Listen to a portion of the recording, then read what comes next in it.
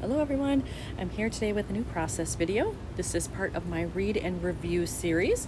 As you can see, I have my TN here. This is the one I use when I scrap about books. Today's book that I'm featuring is called Writers and Lovers by Lily King. This is yet another audiobook I did via Chirp, and this is my last book for 2020.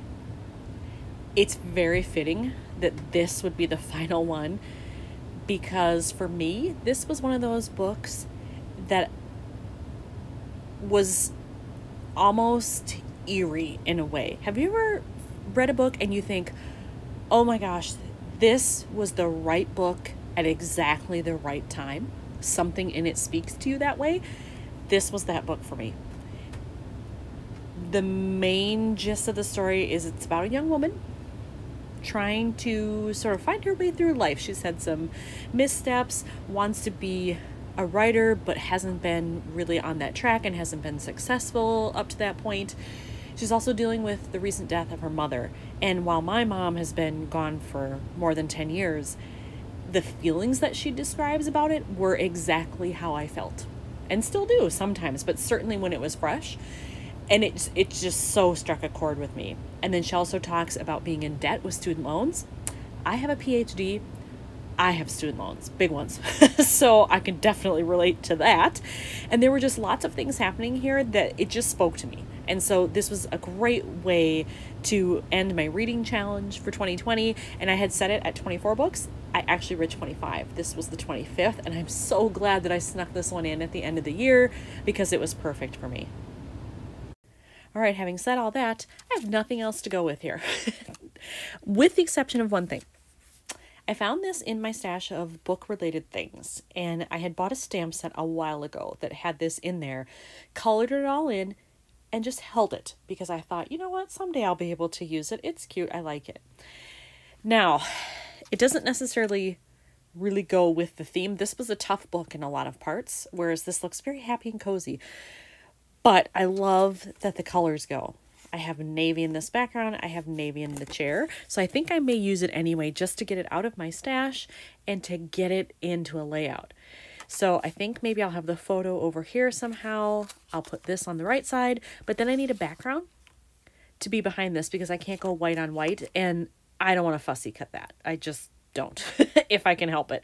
So I'd rather find some kind of a patterned background, at least for part of the page, and that still leaves me lots of room for journaling, which I definitely want to do.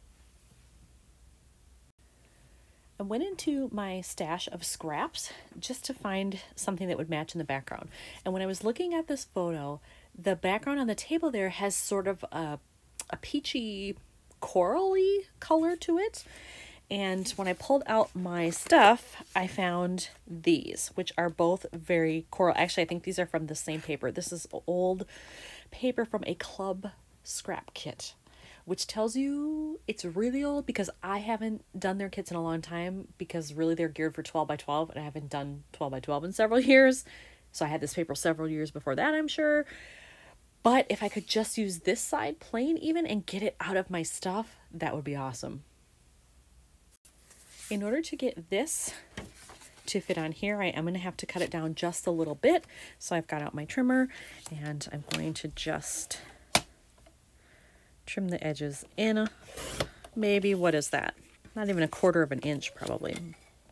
More than 1/8, but less than 1/4. So maybe like that. Let's try that and see how close that got me. Much better. Okay, so that gives me a background that I can use somehow here. And oh, maybe I should do a whole strip actually. And I could put this over there. I could trim this down a little bit more even to have a tighter mat on it. It would give me more room where I could journal both on this side and a strip down the right side. Maybe I'll try that. So I did trim this down to make it a little bit more narrow. So this is a nice fit here. I like that. And then, because I knew this was slightly more than 8 inches long, I actually cut it to 7 3/4 because I want a little bit of white to show at top and bottom. But I think that with this layered on it, maybe like so, will be good. I could also put it more to the middle and have the journaling on the outside. I'm not exactly sure how I like it. I think it might flow better if I'm doing journaling over here, that it continues close to it on this side. So you know what, actually, decision made. I'll put this more on the right and leave the blank on the left.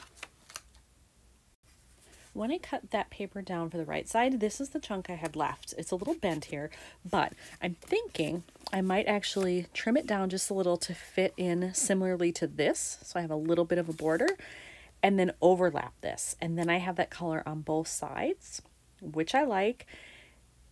It's a little bit in your face, I guess, to have it here and here, but otherwise I feel like the white is almost too white, like it's too much. So I think it would help to have this on the left side of the page.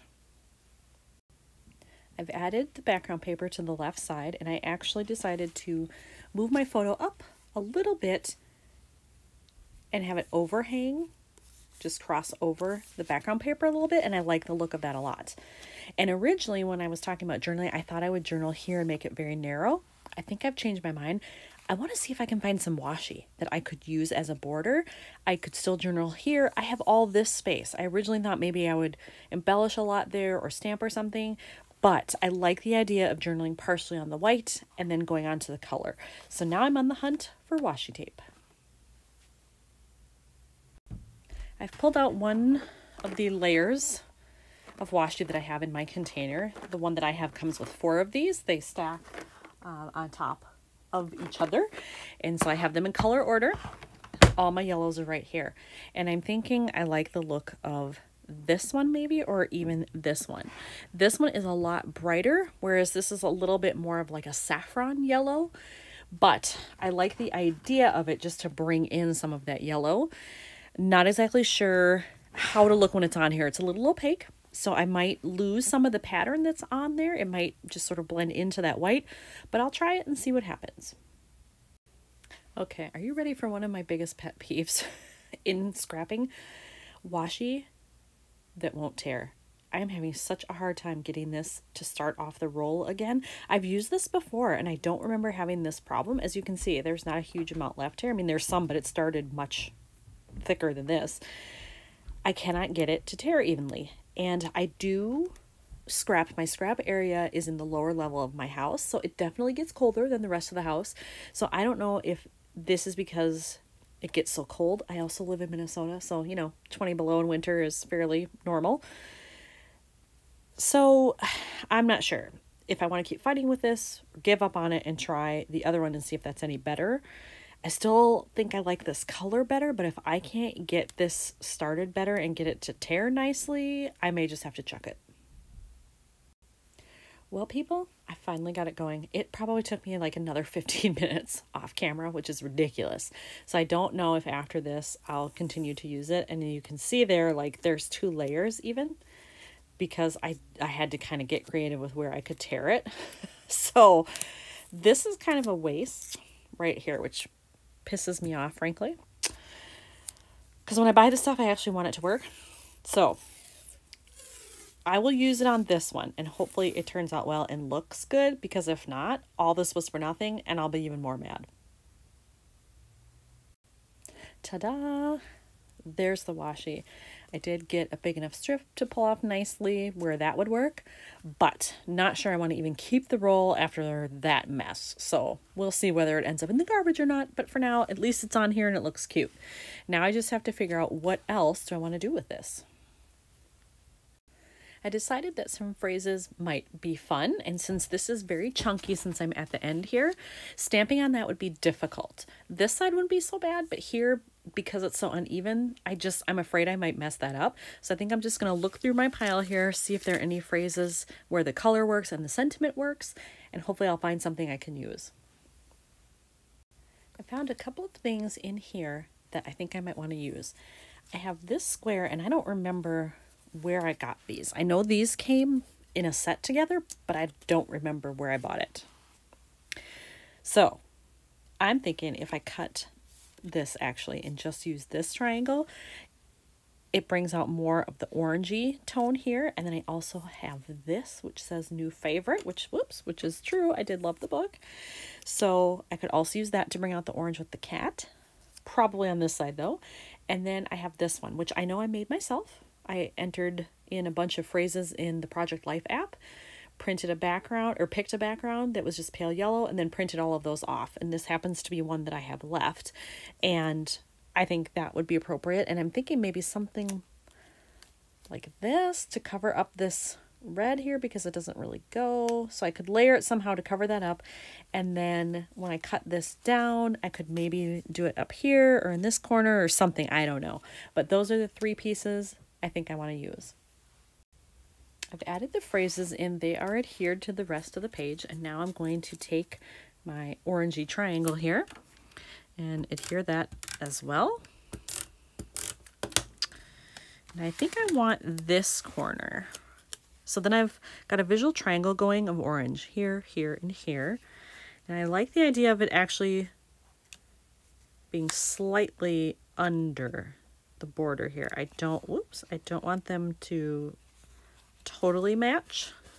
So to be layered a little off center is probably good. Yep, I like that. All right. Now I just have to figure out, do I want to add anything else or is this done? When I looked at that layout, I thought it needed a little something still. So I decided to do some splattering with my Glimmer Mist here. This is the color I chose. It's a very light yellow and it is called Sunflower. And here you can see the final layout with the misting splattering done there.